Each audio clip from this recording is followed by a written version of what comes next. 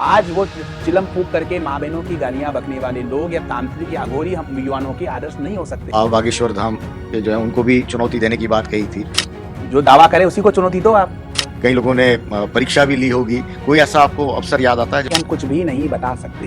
पंडित राजकुमार शर्मा कुछ नहीं बता सकता। जो विद्या है, जो कला है, जो अध्यात्म है, वो अपने पास ही ज्यादा लोग रखना चाहते हैं। तो फिर विवेकानंद एक ही क्यों बने? हजारों लोगों को विवेकानंद बनाना चाहिए था।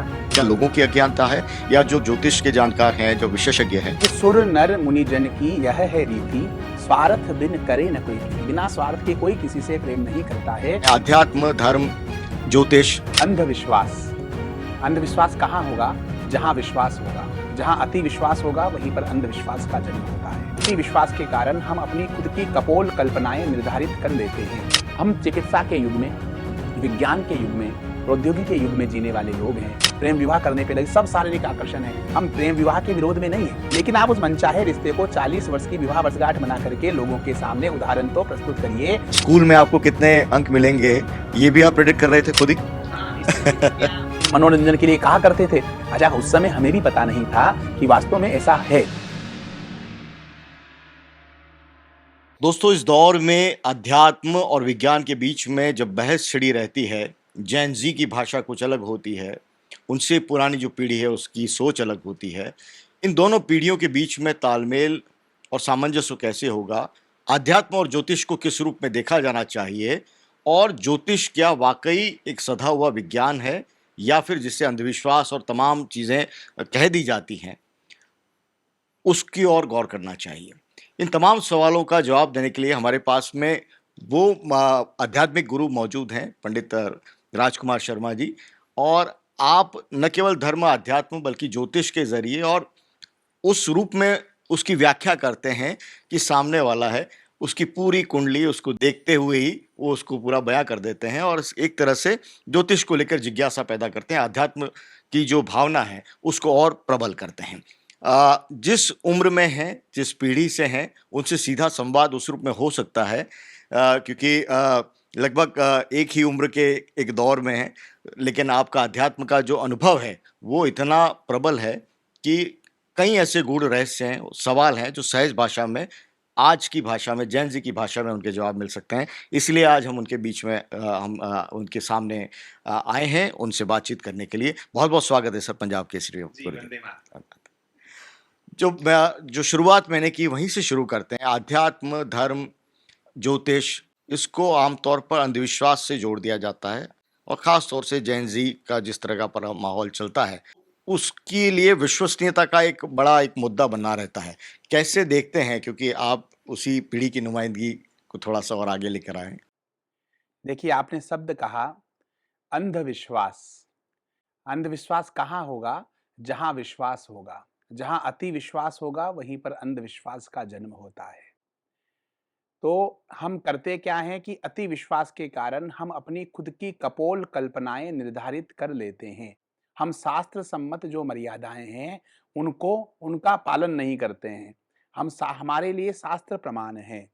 अंधविश्वास क्यों पनपा है? क्योंकि कई बार कालांतर में जाकर के लोगों ने, जितने भी गुरुजन हैं, जितने भी हम सब लोग हैं, ज्योतिष विद्वान जो भी आचार्य हैं, वो सब परमात्मा के संदेश वाहक हैं और हमारे सनातन वैदिक संस्कृति के जो शास्त्रोक्त जो मर्यादा है, उन शास्त्रीय मर्यादाओं को जन जन तक पहुंचाने के एक माध्यम है और उनका चुनाव भी ईश्वरीय कृपा से होता है।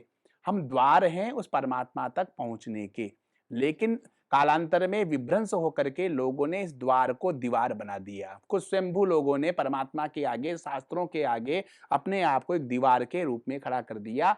जो वास्तविक जो हमारा धर्म है वो उससे छिप गया और जो उस दीवार के द्वारा जो बताया जा रहा है उसी को लोग धर्म मान करके उसका अनुसरण कर रहे हैं। और जब ठगासा महसूस करते हैं अपने आप को, तो फिर वो सनातन पर प्रश्न चिन्ह लगाते हैं और अंधविश्वास वाली स्थिति करते हैं। हम चिकित्सा के युग में, विज्ञान के युग में, प्रौद्योगिकी के युग में जीने वाले लोग हैं। तो हमें अपनी बुद्धि कौशल का भी उपयोग करते हुए, योग्य व्यक्तियों का चयन करते हुए, अगर आप कहीं से ठगे गए हैं या कहीं आपके साथ विश्वासघात हुआ है, तो गलती विश्वासघात करने वाले की, आपकी नहीं है। गलती आपकी ही है, क्योंकि आपने उसका सही तरह से शोधन नहीं किया, शास्त्र सम्मत मर्यादा का पालन नहीं किया। आज पंडित राजकुमार शर्मा है, आज पंडित राजकुमार शर्मा ऐसी कोई बात कहता है जो हमारे शास्त्र विरुद्ध है, तो आपको उसका अनुसरण नहीं करना चाहिए। शास्त्रों से पंडित राजकुमार शर्मा हैं, पंडित राजकुमार शर्मा से शास्त्र नहीं है। तो हमारी वैदिक संस्कृति सार्वभौमिक और सार्वकालिक जो सनातन वैदिक संस्कृति में जो सूत्र स्थापित किए गए हैं, वो आज भी यूनिवर्सल हैं। लेकिन उसके आगे कुछ लोगों ने दीवार बना करके अपनी नियमावली बना दी, तो उसी वजह से लोग ठगा-सा महसूस करते हैं। तो हमारी श्रद्धा ईश्वर भी है से ईश्वर ही है पर हमें जाना है। अंधविश्वासों से, आडंबरों से, पाखंडों से, भयों से, जातिवाद से मुक्त होकर के कर्म ही पूजा है, इस सिद्धांत को जनमानस में स्थापित करना है और युगानुकूल धर्म की स्थापना करनी है। तो जो अंधविश्वास शब्द का जो है, हमारी कहीं न कहीं अंधविश्वास का मतलब ये हो गया कि हमारी कहीं न कहीं जागृति में कमी है। लेकिन जो ज्योतिष को लेकर सवाल होते हैं, इसके पीछे इन सवालों के पीछे आप कौन-सा कारण महत्वपूर्ण मानते हैं? क्या लोगों की अज्ञानता है या जो ज्योतिष के जानकार हैं, जो विशेषज्ञ हैं, उन्होंने उस रूप में उसे व्याख्याकित नहीं किया और चमत्कार और उस रूप में उसको उसकी व्याख्या ज़्यादा की? देखिए, सुर नर मुनि जन की यह है रीति, स्वार्थ बिन करे न कोई प्रीति। बिना स्वार्थ के कोई किसी से प्रेम नहीं करता है। आज वर्तमान समय में आप लोगों के जो मन का जो भय है, उस भय का व्यावसायीकरण हो गया है, भय को ही व्यापार बना लिया गया है। जो डराए वो धर्म नहीं हो सकता। हम जैसे कुछ ऐसे लोग हैं जिन्होंने भय का व्यापार किया जा रहा है। जो डराए वो धर्म हो ही नहीं सकता। जो भय से मुक्त करे वह धर्म। आज हम भी गुरु कृपा से, अध्यात्म की कृपा से, देवी की कृपा से, वेदों की, शास्त्रों की कृपा से जब हमारे सामने प्रश्नकर्ता आता है, उसको हमें अंतर प्रेरणा जो होती है, उसके जीवन के गूढ़तम रहस्य, माता-पिता, बच्चों के नाम, जन्म कुंडलियाँ, ऐसी-ऐसी व्यवस्थाएँ उसको बता देते हैं। उसके बाद भी लोगों को यह मनवाना कि आपके ऊपर किसी ने कुछ भी नहीं किया है। इस बात को मनवाने के लिए हमें एडी से लेकर के चोटी तक का जोर लगाना पड़ता है। ये समुदाय भयाक्रांत है, भय से आक्रांत है, भय से घिरा हुआ है। इतना चमत्कार प्रदर्शन करने के बाद भी उनको यह मनवाना हमारे लिए बहुत चुनौतीपूर्ण होता है कि आपके ऊपर कोई कृत्यादोष नहीं, कोई किया कराया नहीं, और उसको लेकर के और यह मनवाना कि आपके ऊपर किसी ने कुछ किया है, पहला नाम बोलते हैं, उतने में वो मान जाते हैं। तो हम कई धर्माचार्यों को जिनको व्यवसाय करना है, तो उन्होंने व्यवसाय का तो एक ही सिलसिला है। आप किसी जैन कॉलोनी में लहसुन प्याज की दुकान खोल लेंगे, तो वहाँ लहसुन प्याज की दुकान चलेगी ही नहीं। तो व्यवसाय करने वाले जो लोग हैं, उनको ऐसे ही ग्राहक चाहिए। तो वस्तुतः आप जिन ज्योतिषाचार्यों पर, विद्वानों पर, जिन पर भी हम आक्षेप लगा रहे हैं, उससे पहले हमें खुद को भी सुधरना होगा।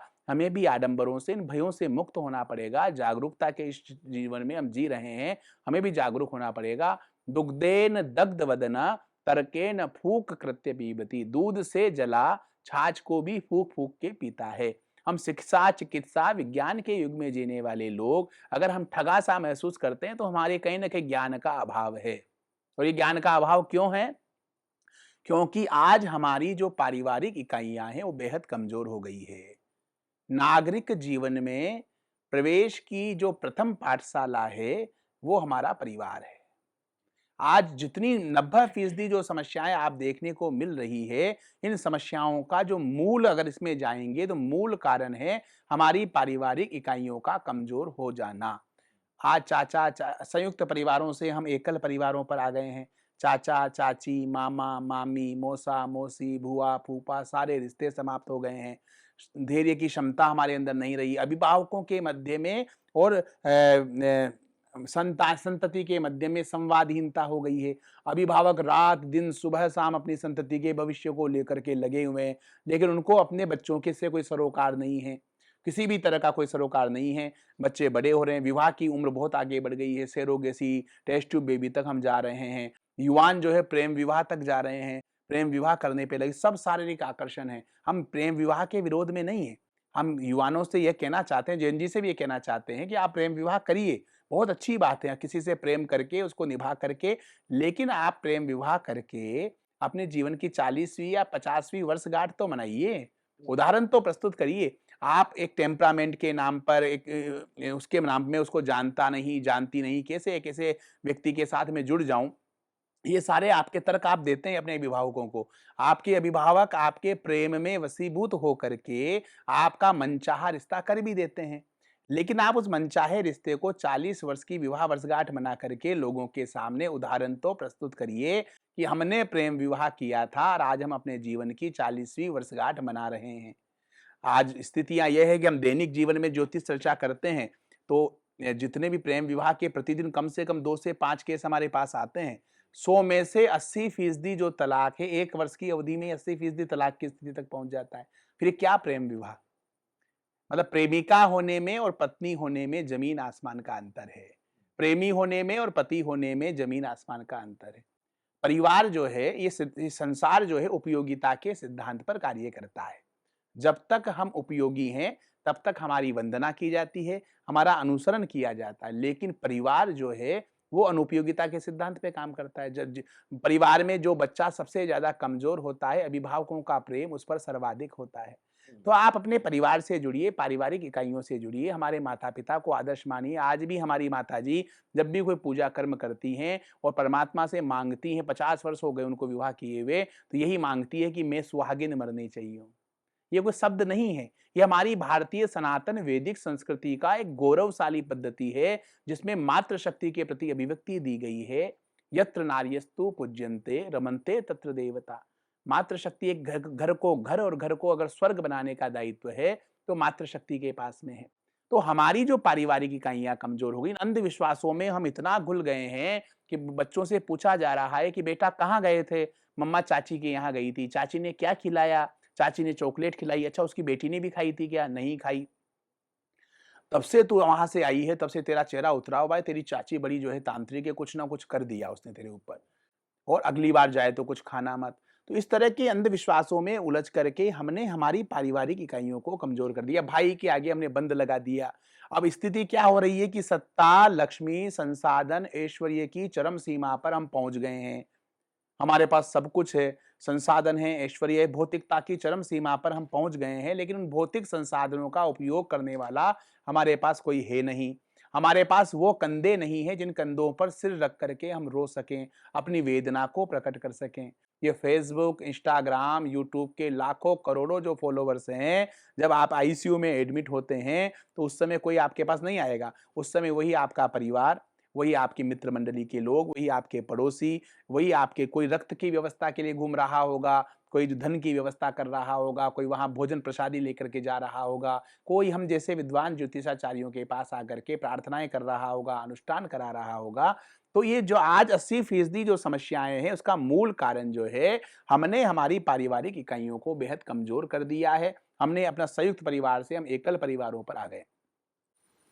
जिस तरह की ऋषि मुनि परंपरा रही है भारत संस्कृति के अंदर, धर्म अध्यात्म एक अलग उसका स्थान रहा है। पारिवारिक जीवन में अभिभावकों की वजह से थोड़ा जुड़ाव था, अब धीरे धीरे वो कम भी होता जा रहा है और इसीलिए मूल समस्या ये है कि बच्चे हैं वो धर्म अध्यात्म को उस रूप में समझ नहीं रहे हैं। ऐसे में जो आप जैसे युवा भी हैं, अध्यात्म के जानकार भी हैं, विधि विधान को भी जानते हैं, शास्त्रों को भी जानते हैं, आप जैसे जो गुरु हैं उनकी क्या भूमिका आप देखते हैं समाज के अंदर इस वक्त में? हम जैसे जो गुरुजन हैं उनको सबको वंदन करते हैं, नमन करते हैं। जो भी शास्त्रीय व्यवस्था को, जो भी परमात्मा की भजन व्यवस्था को, इस व्यवस्था को आगे लेके जा रहे हैं, उन सबसे हम उनका वंदन करते हुए एक ही निवेदन करना चाहते हैं कि आज के इस युग में हमें युगानुकूल धर्म की आवश्यकता है, जो इस युग के अनुकूल हो। हमें हमारे युवानों को उनसे जोड़ने की आवश्यकता है। युवान तब जुड़ेगा जब आप उनके तर्कों का खंडन विज्ञान सम्मत तरीके से करेंगे। वो आडंबरों से, पाखंडों से, भयों से, अंधविश्वासों से, धर्म से नहीं जुड़ेगा। आज वो चिलम फूँक करके माँ-बहनों की गालियाँ बकने वाले लोग या तांत्रिक या अघोरी हम युवानों के आदर्श नहीं हो सकते। जो जाते ही माँ-बहन की गालियाँ बकते हों, चिलम पीते हों, 10-20 गालियाँ बक कर के संबोधन करते हों, तो वो युवानों के आदर्श नहीं हो सकते। हमारा युवा वर्ग इन आडंबरों से, इन अंधविश्वासों से, इन पाखंडों से उकता गया है। वो हमारे धर्म को मानना चाहता है, लेकिन वो विधि सम्मत धर्म को मानना चाहता है, वह वास्तविक धर्म को मानना चाहता है, जो उनकी चहुमुखी विकास में योगदान प्रदान करता हो। जी। आपके बारे में जब मैं यहाँ आया था तो थोड़ा मैंने पढ़ा 1982 का आपका जन्म बताया गया, संभवतः आप कोट खावदा के पास में, और आप शिक्षक रहे हैं। शिक्षक के अंदर वैसे ही बहुत तर्कशीलता बहुत प्रबल रहती है। ऐसे में अध्यात्म की तरफ झुकाव कैसे हुआ? अपने बारे में थोड़ा-सा तमाम दर्शकों को बताइए, किस रूप में आप जुड़े इस पूरे सफ़र में? देखिए, मैं मानता हूँ कि जिस दिख रहा है जो सामने, यह केवल दृश्य मात्र है। लिखी हुई है पटकथा, मनुष्य तो केवल पात्र है। इस रंगमंच पर हम अभिनय कर रहे हैं। हमारे पात्र पहले से निर्धारित कर दिए गए हैं। कब, कौन, कहाँ, किससे मिलेगा, किसका किसके जीवन में क्या योगदान होगा, ये सब पूर्व निर्धारित है, सब ऋणानुबंध है। पिता भी ऋण है, पुत्र भी ऋण है, माता भी ऋण है, गुरु भी ऋण है, सखा भी ऋण है। आज हम जो कर रहे हैं, ये भी पहले से लिखित व्यवस्था है कि आपको इस मीडिया के माध्यम से धर्म की वास्तविक व्याख्या करते हुए युगानुकूल धर्म को जन जन तक पहुंचाने का दायित्व माई ने आपको सौंपा है। उसी परिक्रिया में हम जो है संवाद कर रहे हैं। दो तरह की विधा है। जैसे हमारे आज चिकित्सा विज्ञान यह कहता है कि थायराइड, डायबिटीज आदि जो बीमारियां हैं, ये वंशानुगत तरीके से एक पीढ़ी से दूसरी पीढ़ी में स्थानांतरण होने की संभावना रहती है। तो इसलिए हमें बिल्कुल अवेयर कर दिया जाता है। यदि आपके दादाजी के थायराइड रहा हो, बीपी रहा हो, डायबिटीज रहे हो, हार्ट समस्या रही हो, तो आप अभी अपनी 40 वर्ष की उम्र से या 30 वर्ष की उम्र से सावधान रहिए। आहार विहार पर आप नियंत्रण करिए, क्योंकि आपकी वंश परंपरा में ऐसी व्यवस्था रही है। तो हम ये मानते हैं, जब चिकित्सा विज्ञान इस बात को मानता है, तो मेधा, प्रज्ञा, विलक्षणता, कुशलता, दक्षता, त्याग, तपस्या, इन चीजों का स्थानांतरण भी पीढ़ी दर पीढ़ी होता ही है। हमारे दादाजी के पिताजी के भाई थे पंडित राम कुमार जी शर्मा जी, जो अविवाहित थे, ब्रह्मचारी अवस्था में थे। उनका देवी के साथ इस तरह से तादात्म्य था, जिस तरह से आप और हम बैठ करके सम्मुख बात कर रहे हैं। उनकी कुल परंपरा में जन्म लेने के कारण बाल्य अवस्था से ही हमें इन आध्यात्मिक व्यवस्थाओं का आभास होता था, लेकिन उन व्यवस्थाओं को हम पंजीकृत नहीं कर पा रहे थे, डिफाइन नहीं कर पा रहे थे। ऐसे आभास होता था तो हमें लगता था कि ठीक है, हो रहा होगा। उन व्यवस्थाओं को सूचीबद्ध नहीं कर पा रहे थे। जब धीरे धीरे धीरे कालांतर में इन चीजों का हमें अनुभव होता रहा, फिर कालांतर में जाकर के पूज्य गुरुदेव कचिदा वाले बाबा सदगुरु सर्वेश्वर दास जी महाराज की शरण में गए। तो किसी भी व्यक्ति से जब आप मिलते हैं, तो आप उससे भौतिक जीवन की दूरी का अनुमान लगाते हैं कि आज मैं इससे इस दिनांक को मिला, आज से मैं इसे जानता हूं। लेकिन जब आप किसी तत्वज्ञ महापुरुष तक पहुंचते हैं, तो तत्वज्ञ महापुरुष आपके मिलने की तिथि से आपकी निकटता का आकलन नहीं करते। वो जन्म जन्मांतर की व्यवस्थाओं को देखते हैं कि कौन से जन्म से, किस जन्म से इस व्यवस्था से जुड़े हुए हैं। गुरुदेव ने उस व्यवस्था को पकड़ा कि हमारे कोई ब्रह्म ऋषि, उनका आशीर्वाद हमारे ऊपर है, वो हम पर कृपा करना चाहते हैं, तो उन्होंने उसको परिमार्जित करके हमें दीक्षा दे करके उसको सही दिशा दे दी। अब सही दिशा दे दी तो उसके बाद से फिर चीज़ें हमारे साथ जुड़ने लगी, हम उसका पाठ्यक्रम फॉलो करने लगे। तो जो भी हमारा वैदिक विधान है, उस वैदिक विधान को हमने जब गुरु के मार्गदर्शन से शुरू किया, तो धीरे धीरे ये सब चीज़ें हमें अनुभव होने लगी। जी। ये जो पूरा अनुभव रहा, उसमें आप अपने बारे में भी प्रेडिक्ट कर पा रहे थे? जैसा मैंने देखा, आपके बारे में पढ़ा, आपके स्कूल में आपको कितने अंक मिलेंगे, ये भी आप प्रेडिक्ट कर रहे थे खुद ही? हाँ, इस तरह की स्थितियाँ हमारे मुख से निकल जाती थी। वो कौतूहलवश या हास्यास्पद ऐसे ही हम मनोरंजन के लिए कहा करते थे। अच्छा, उस समय हमें भी पता नहीं था कि वास्तव में ऐसा है।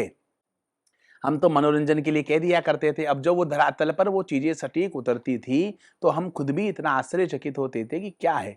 हमें शुरू में तो लगा कि तुक्का लग गया। अब वो तुक्का 3, 4, 5, 6, 10 बार जब लगा, तो धीरे-धीरे लगने लगा कि कुछ तो है।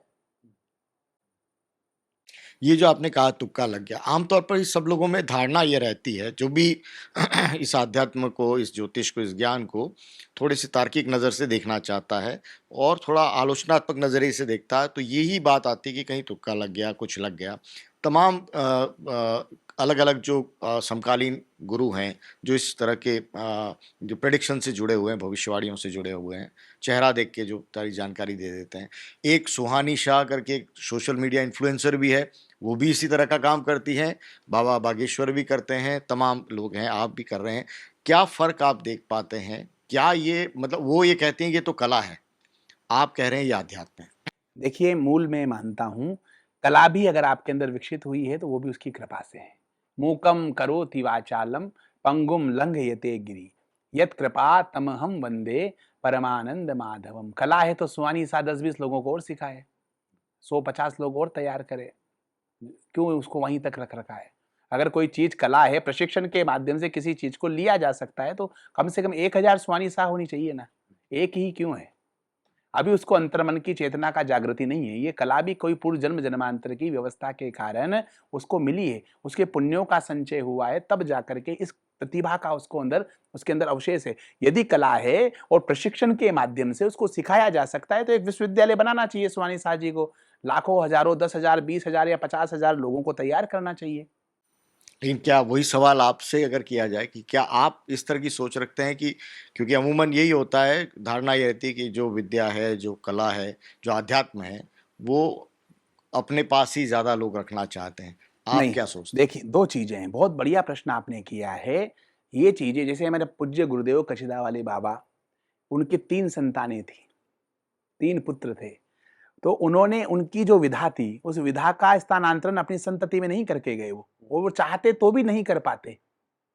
स्वामी विवेकानंद, क्या स्वामी विवेकानंद रामकृष्ण परमहंस जी से, पूज्य रामकृष्ण परमहंस जी जो महाराज थे, उनसे क्या स्वामी विवेकानंद अपने जीवन काल में अकेले ही व्यक्ति थे जो मिले? पूज्य रामकृष्ण जी परमहंस महाराज जी से कम हजारों लोग अपने जीवन काल में मिले होंगे। तो फिर विवेकानंद एक ही क्यों बने? हजारों लोगों को विवेकानंद बनाना चाहिए था। समझ रहे हैं आप बात को? तो ये सब जन्म जन्मांतर के ऋणानुबंधों के कारण है। मतलब भाग्य क्या है? हमारे द्वारा पूर्व जन्म में किए गए कर्मों का परिणाम ही भाग्य है। स्वामी विवेकानंद के जन्म जन्मांतर की व्यवस्थाओं के कारण पुण्य का पुंज उस स्तर तक पहुंच गया था कि पूज्य रामकृष्ण जी परमहंस जी महाराज ने उनके ऊपर कृपा करके उनको नरेंद्र से विवेकानंद बना दिया। लेकिन इसमें अनंत जन्मों की यात्रा थी। अगर रामकृष्ण परमहंस जी भी अगर कोई पात्रता नहीं रखते, तो यही तो मैं कह रहा हूं, सुहानी साहा में हम में अंतर है। सुहानी साहा अगर इसको कला का नाम देती है, तो कला को तो आप प्रशिक्षण दे सकते हैं ना। ये कला को तो सीखा जा सकता है। अगर कला है, कोई भी विधा है, उसको तो विधा को तो सीखा जा सकता है। आपको कौन सा ऐसा आज कलिष्ठ, आज लोग पायलट उड़ाना सीख रहे हैं, जिन्होंने एरोप्लेन उड़ाना सीख लिया, अगर आपकी ये कला है जिसको आप अभी भान नहीं हो रहा है, ईश्वरीय व्यवस्था की कृपा है कि इस तरह की मेधा, प्रज्ञा, विलक्षणता, इस तरह की कुशल दक्षता जो है आपके अंदर परमात्मा ने दी है, ये कई जन्म जन्मांतर के पुण्य है। और अगर कला ही से आप मान करके अंततो गत्वा उनको स्वीकार करना पड़ेगा कि माई की कृपा मेरे ऊपर है, ये मैं मानता हूं। और अगर कला है तो उसको कम से कम 10, 20, 50,000 लोगों से लाभान्वित करना चाहिए। अब जैसा मैंने कहा, हमारी ये कला नहीं, अगर कला होती तो हमारे गुरुदेव, पूज्य गुरुदेव जो है अपने पुत्रों को सिखा के जाते कि बेटा ये कला है, मेरे जाने के बाद ये सीख लेना। पूज्य रामकृष्ण परमहंस जी महाराज हजारों विवेकानंद पैदा करके जाते, एक ही विवेकानंद जी क्यों हुए? ये दो दो व्यवस्था है। एक स्थूल जगत की व्यवस्था है, पंचभौतिक शरीर। दूसरी व्यवस्था है सूक्ष्म जगत की व्यवस्था। ये सूक्ष्म जगत की जितनी दिव्य शक्तियां हैं, ये इनको जब पारमार्थिक ईश्वरीय कार्य करने होते हैं, तो ये अपने आप नहीं कर सकती। इनको किसी पंचभौतिक शरीर की आवश्यकता होती है।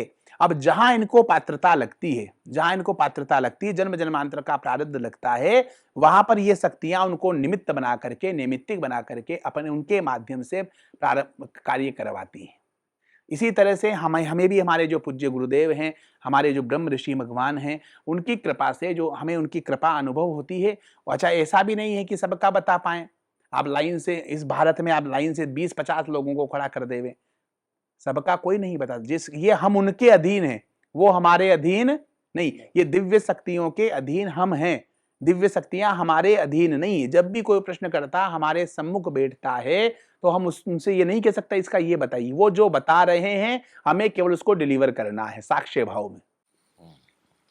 बहुत सारे, क्योंकि जब आपने शुरू किया ये जब आपको शिक्षक के रूप में जब आपको आभास होने लगा, बाल्यकाल से आपने बताया, जब आपको लगा कि नहीं अब मैं पूरी तरह से उस रूप में तैयार हूं कि समाज के सामने इन तथ्यों को, अध्यात्म और धर्म को मैं अपने स्वरूप में लोगों के सामने रखूं, बहुत सारी चुनौतियां आई होंगी, बहुत सारे चैलेंजेस भी आए होंगे, कई लोगों ने परीक्षा भी ली होगी। कोई ऐसा आपको अवसर याद आता है जब आपको लगा हो कि ये थोड़ा सा क्योंकि अविश्वास की स्थिति तो शुरू से रहती है महाराज जी, जो नहीं, शुरू से कई कर गए। कई चुनौतियाँ देखिए, हम कहीं पर भी गए, किसी ने भी हमें आमंत्रण दिया, कोई भी हमें बुलाता है या आमंत्रण देता है, तो हम सबसे पहले उसको ये कहते हैं कि हम कुछ भी नहीं बता सकते।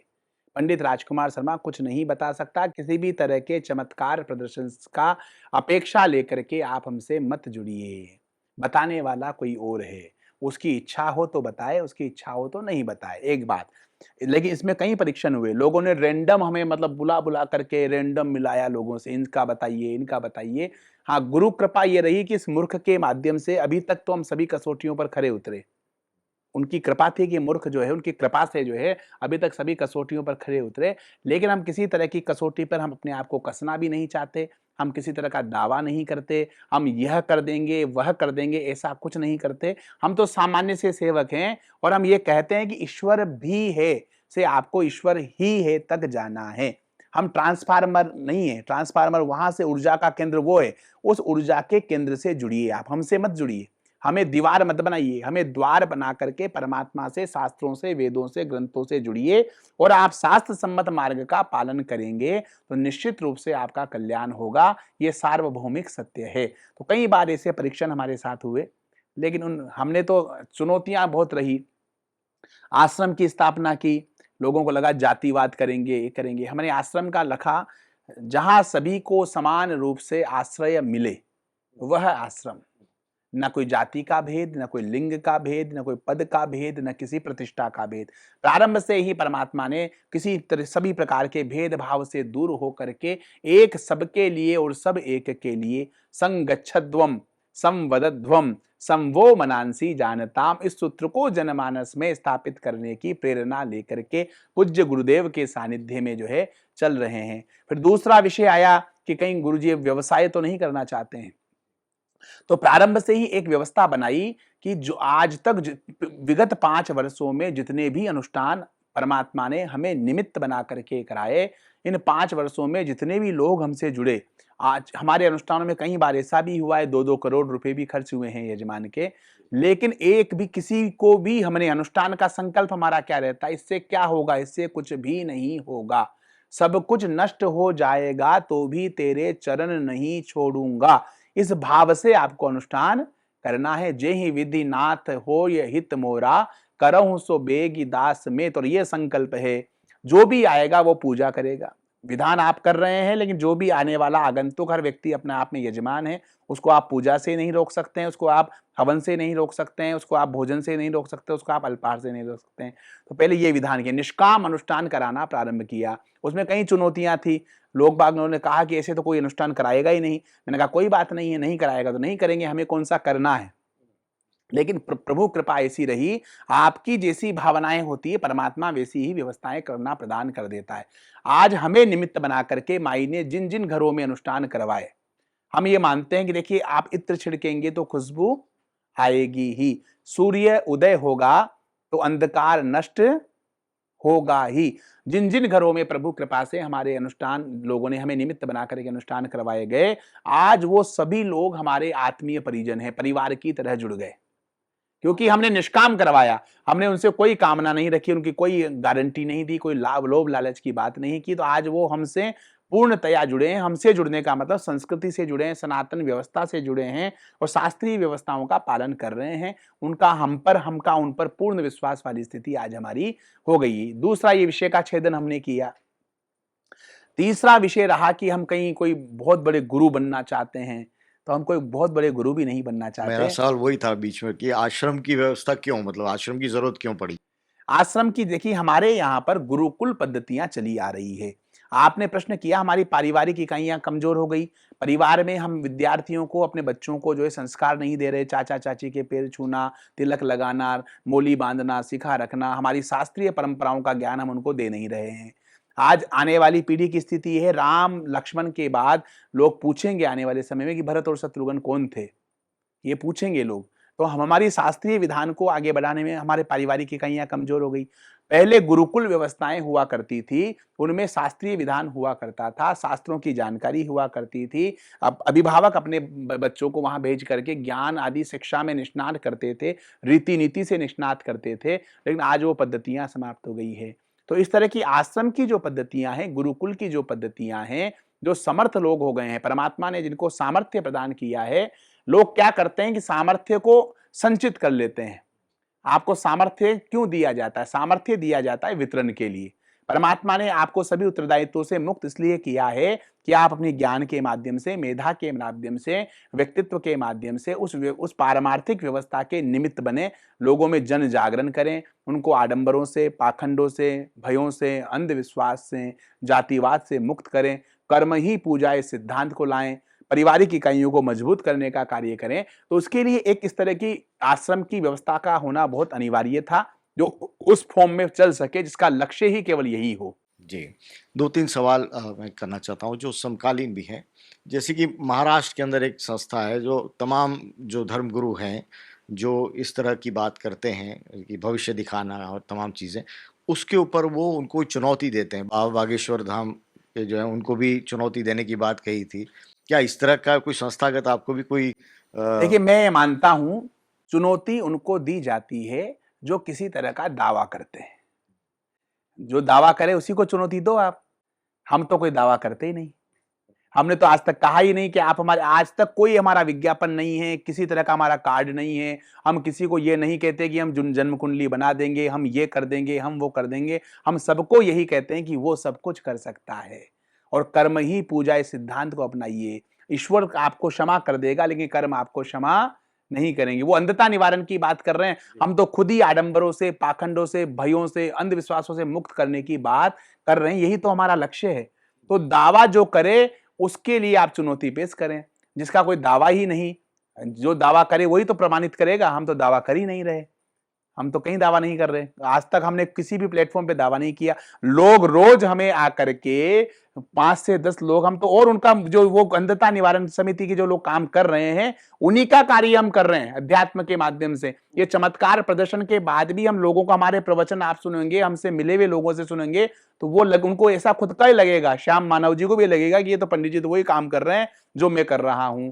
हम कुंडलियां फड़वा रहे हैं, रत्न उतरवा रहे हैं, आडंबरों से, पाखंडों से, भयों से, अंधविश्वास से मुक्त कर रहे हैं, कर्म ही पूजा इस सिद्धांत का संकल्प दिलवा रहे हैं, एक सबके लिए, सब एक के लिए सूत्र को जीवन में अपनाने का प्रयास कर रहे हैं।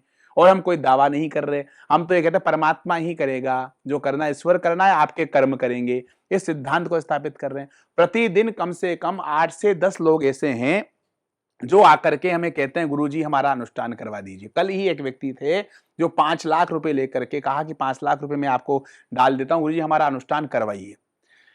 90% जो लोग हैं उनको किसी भी अनुष्ठान की आवश्यकता ही नहीं है। हमने उनसे कहा, कल सार्वजनिक रूप में भी कहा, और रोज हम कहते हैं कि 5 लाख रुपए आप अनुष्ठान पे खर्च करेंगे तो उन 5 लाख रुपए को 10 साल में 50-50 हजार रुपए के हिसाब से कितने हो गए? 10 वर्ष हो गए।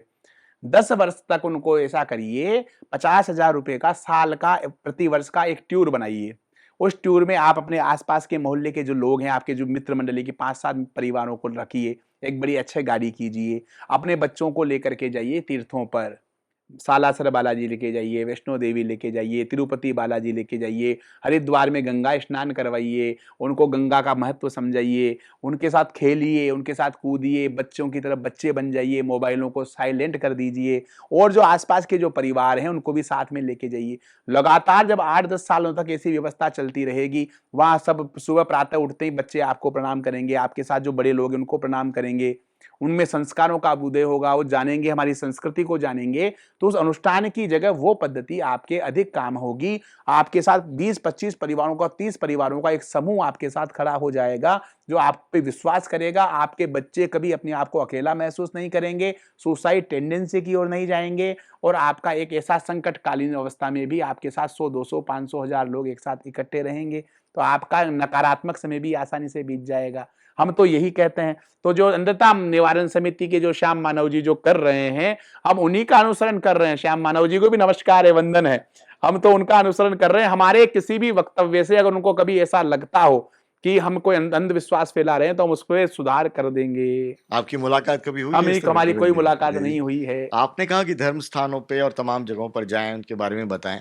लेकिन महाराज जी, धर्म स्थानों पर इन दिनों जो विवाद के विषय बने होते हैं, चंदा चोरी के मामले, चाहे राम मंदिर का मामला हो, हर कमोबेश एक मामले के बाद में हर मंदिर से ये समस्याएँ आने लगी हैं, हर धर्म स्थान से समस्या, इस तरह की चर्चा आने लगी है। इसको आप किस तरह से देखते हैं और कैसे इसमें सुधार होगा इस पूरी व्यवस्था में? देखिए, मैं मानता हूँ कि लोग जो चंदा चोरी या जिस तरह के भी धर्म स्थानों पर जो अपराध हो रहे हैं, अपराध करने वाले लोग केवल इस भौतिक जीवन के इन दीवारों पर लगे हुए सीसीटीवी कैमरे को ही देखते हैं कि अरे यार, ये बंद है, यहाँ कोई सीसीटीवी कैमरा नहीं है, यहाँ अपराध किया जा सकता है। लेकिन वो भूल जाते हैं उसके कैमरे को। राम झरोके बैठ कर सबका मुजरा लेत, जैसी जाकी चाकरी वैसो ही फल दे। अच्छा, जिन्होंने चंदा चोरी की, आप बताइए ईश्वरीय न्याय व्यवस्था ने उनको पकड़वाया नहीं पकड़वाया? ये विषय सामने आया नहीं आया? उनको जब उन्होंने किया होगा तब तो ऐसा लगा होगा कि कोई देख ही नहीं पाएगा, सारे सब बंद हैं, सब मेरे हैं। आप कितने भी बड़े स्तर पर पहुंच जाइए, ईश्वरीय विधान आपको क्षमा नहीं करता। अन्य क्षेत्रे कृतं पापम पुण्य क्षेत्रे विनिश्यति। पुण्य क्षेत्रे कृतं पापम वज्रलेपो भविष्यति। अन्य क्षेत्र में किया गया जो पाप कर्म होता है, वो किसी पुण्य क्षेत्र में महापुरुषों की शरण में जाकर के अनजाने में कोई आपसे पाप कर्म हो गया, महापुरुष उसका प्रायश्चित करवा देंगे। प्रायश्चित करवा करके उससे आपको मुक्ति का मार्ग बता देंगे। लेकिन आपने पुण्य क्षेत्र में जाकर के अगर पाप कर्म कर लिया, इस धर्म के क्षेत्र में आकर के भी हम अगर कोई पाप व्यभिचार करते हैं, पापाचार करते हैं, अधार्मिक कृत्य करते हैं, शास्त्र विरुद्ध कर्म करते हैं, तो आप तय मान के चलिए, अन्य क्षेत्रे कृतं पापम पुण्य क्षेत्रे विनिश्यति। पुण्य क्षेत्रे कृतं पापम वज्रलेपो भविष्यति। लेकिन पुण्य क्षेत्र में किया गया पाप कर्म जो है वज्रलेप बन जाएगा, उसको भोगना ही पड़ेगा। आज जिन लोगों ने भी धार्मिक स्थानों पर विसंगतियां की, क्या वो लोग अपराजेय हैं? क्या उन लोगों को दंडित नहीं किया? हमारी भारतीय जो कानून व्यवस्था है उस पर विश्वास रखिए और ईश्वरीय व्यवस्था पर विश्वास रखिए। कोई उजागर करे ना करे, लेकिन वो ईश्वरीय व्यवस्था इतनी प्रगाढ़ है कि वो आपका कुकृत्य आज नहीं तो कल, कल नहीं तो परसों उजागर करेगी और उसका दंड भी आपको भोगना ही पड़ेगा। हमारी न्याय व्यवस्था, भारतीय न्याय व्यवस्था और ईश्वरीय न्याय व्यवस्था, दोनों पर पूर्ण विश्वास रखिए और इनसे हमारी श्रद्धा और विश्वास खंडित होने वाला नहीं है। व्यवस्था सुधार के लिए कुछ आप सुझाव देना चाहेंगे? ऐसे में क्या करना? ये तो हुआ भय की बात, चाहे कानून का भय हो, चाहे ईश्वरीय विधान का भय हो। लेकिन व्यवस्थाओं में सुधार के लिए हमें आम नागरिक बंधुओं से हमारा निवेदन है कि व्यवस्थाओं में सुधार कोई भी पुजारी, कोई भी पंडित जी या हमारे देश के प्रधानमंत्री जी का अकेले का दायित्व नहीं है। ये नागरिक दायित्व है, नागरिक कर्तव्य है। व्यवस्थाओं के लिए हम सबको जागरूक होना पड़ेगा, हम सबको सतर्क होना पड़ेगा और हमें कंधे से कंधा मिला करके इन सब चीजों को आगे बढ़ाना पड़ेगा। नागरिक जब तक जागरूक नहीं होंगे तब तक व्यवस्थाओं में अव्यवस्था बनी क्योंकि रहेगी। इस तरह के जब मामले आते हैं तो लोग कहते हैं कि दान देना बंद कर दो, मंदिरों में ये देना बंद कर दो, इस तरह की भावना भी रहती है। देखिए, अनादि काल से हमारी सनातन वैदिक संस्कृति चली आ रही है। इसके न तो अभ्युदय का पता है, न अवसान का पता है। अनादि काल से चली आ रही है। ऐसा कहने मात्र से लोगों की भावनाएं, प्रबलता, लोगों का विश्वास भी तो बड़ा है कि जिन लोगों ने चंदा चोरी की, आखिरकार उनका पर्दाफाश हुआ। किसने कराया पर्दाफाश? भगवान श्री राम जी ने करवाया। उन्होंने प्रेरणा दी किसी को, उन्हीं में विच्छेदन करवाया, विच्छेदन करवा करके उनकी चोरी उन्होंने ही पकड़ी और पकड़ करके वो न्याय व्यवस्था के हवाले कर दी। वो सब दंड का अपराध हो रहे हैं। जितना उन्होंने लिया सब वसूल लिया जाएगा, वसूल करके वापस आपकी राशि सुरक्षित कर दी जाएगी।